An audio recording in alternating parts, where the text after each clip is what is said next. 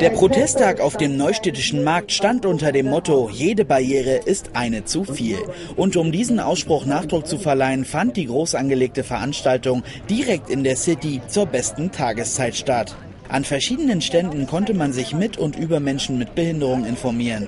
Zu Gast waren unter anderem auch Vertreter aus Wirtschaft und Politik. Nach wie vor sehen sich viele Menschen mit Handicap noch klar im Nachteil. Der Protesttag soll auf verschiedensten Wegen genau darauf aufmerksam machen. So lange ist es eine Kampfansage, bis wirklich alle Barrieren abgebaut sind. Und auch hier in Brandenburg, wenn wir auch immer schrittchenweise vorwärts kommen. Aber im Endeffekt sind die größten Barrieren noch in den Köpfen unserer Bürger. Und die müssen abgebaut werden.